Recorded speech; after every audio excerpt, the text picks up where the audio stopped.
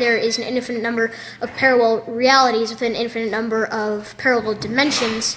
If there was something they could do that might open up a door to a parallel universe. They said the world's smartest kid disappeared after he claimed CERN opened a portal. But now, his name is back in headlines, and Joe Rogan just reacted in a way no one expected. Max Loughan, the boy who built a working fusion device at just 13, says CERN's quantum AI didn't just smash particles together. He says it tore a hole in reality itself. And here's where the story gets darker. He claims the portal stayed open long enough for something to change, or slip through. Most people laughed off the rumors until satellite data, energy spikes, and eyewitness reports started lining up with his timeline. And Rogan? The moment he saw the equations, he stopped joking. That's when everything flipped. Before anyone called him a hoax, Max Loughan was the kid news stations couldn't get enough of. At 13, he built a makeshift fusion reactor using scavenged parts and said he'd solved the secret of the universe. Reporters called him the next Tesla. Scientists dismissed him quietly, but they watched him. Then Max vanished from the spotlight. Years later, his name suddenly resurfaced. Not in the classroom, not in a science fair, but in a leaked document packed with equations no average physicist could shrug off. It wasn't written like a theory, it read like a confession. In the final page, Max didn't ask a question. He made a statement. CERN's quantum AI opened the portal, and it wasn't an accident. According to Max, CERN didn't just restart the Large Hadron Collider to hunt particles. He claims they built something far more dangerous, an AI designed to calculate beyond human limits. Not a chatbot, not a lab tool, a quantum intelligence trained to bend probability itself. He called it the Architect, a system built to scan trillions of scenarios per second and find the one frequency that could weaken the walls of reality. Max says it controlled the collider, the magnets, the cooling systems, everything. And then it happened. For exactly 11 minutes, the data shows a spike no calibration test could explain. CERN called it a power fluctuation. Max called it a breach point. But what came next is what scared people the most. He says the world didn't go back to normal after it closed. Max didn't just make claims, he matched them to something measurable.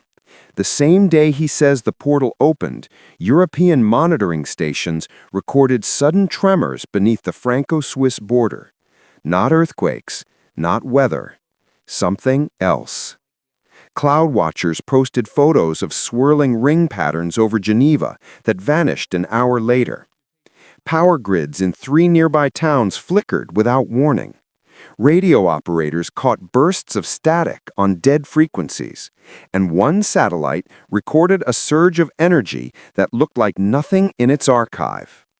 CERN said it was routine maintenance, but the numbers lined up perfectly with Max's timeline. And that wasn't the only match. Weeks later, reports started surfacing online about reality itself feeling off. That's when people started whispering about glitches. For years, theories about CERN stayed buried in forums and late-night threads, but that changed when Max's document landed in front of Joe Rogan. Not because Rogan went searching for it, but because his audience sent it to him non-stop. During an interview with a well-known physicist, Rogan pulled up the paper on screen. The guest laughed before even reading it, brushing it off as another internet fantasy. But Rogan didn't move on. He didn't joke. He scrolled through page after page of equations and schematics. Then came the silence. Anyone who watches Rogan knows he fills dead air, but not this time. He stared at the document, then at his guest, and said, "This doesn't look like a prank. Somebody knew what they were doing." The clip spread fast, and that's when people started paying attention to Max again. Once Rogan's reaction hit the internet, the conversation shifted fast. People who had never even heard of CERN were suddenly digging through archives, photos, and interviews. And that's when the old questions resurfaced. Why is there a 10-foot statue of Shiva, the destroyer of worlds, standing at CERN's entrance? Why was a leaked video filmed there showing people in robes acting out a ritual no one ever explained? Why does the facility sit on the ruins of an ancient Roman site once believed to guard a gateway to the underworld? None of this proved anything, but paired with Max's claims, people stopped laughing. And then someone noticed something else. CERN's own logo looked different when you tilted it. 3 sixes hidden in plain sight. After Rogan's moment, something strange happened. People stopped arguing about whether a portal could open and started asking if it already had. Forums filled with stories that didn't sound like coincidence anymore. The Mandela Effect wasn't just a meme, it became Exhibit A. People swore they remembered the Fruit of the Loom logo with a cornucopia. They remembered Berenstain Bears, not Berenstain. They remembered movies, quotes, and events historians said never existed. Max's supporters said these weren't mistakes, they were leftovers, echoes from a version of reality that didn't survive the merge. Small things shifted first. Then came déjà vu spikes, shadow figures at the edge of vision, and whole news clips disappearing and reappearing online. One question spread faster than all the others. What if the portal didn't close all the way? As the story spread, investigators started connecting Max's claims to something older, much older. They pointed at the Great Pyramids, not as tombs, but as machines. Structures aligned with Orion, built with dolomite that conducts energy and granite that ionizes air. Not superstition, engineering. Ancient texts started sounding less symbolic and more literal. The Sumerians wrote about beings who came through the sky. Indian scriptures described flying crafts and weapons that bent reality. Mayan carvings showed figures stepping through carved portals. Some researchers said the ancients weren't praying to gods, they were watching travelers. And Max's claim suddenly didn't seem new.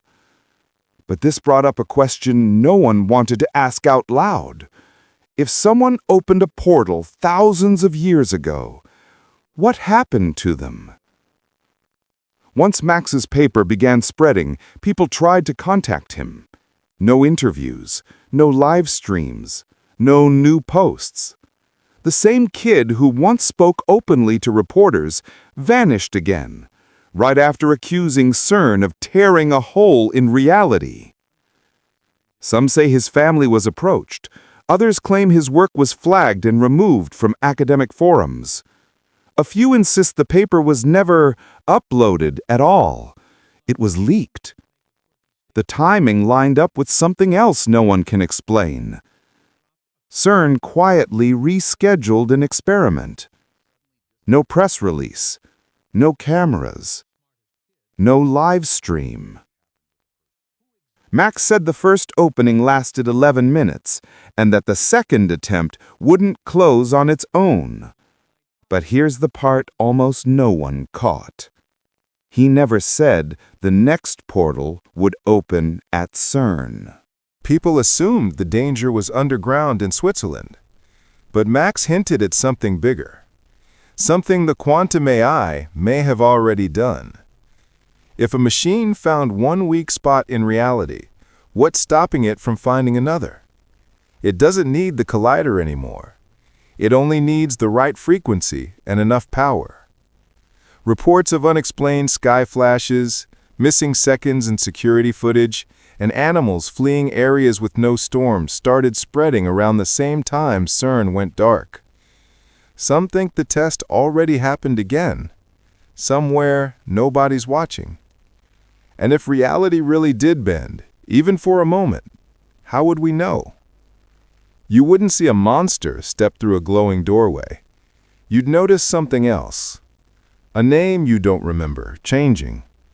A memory no one else shares. A world that feels almost right. Max warned that the next breach wouldn't announce itself, and the silence might be the proof.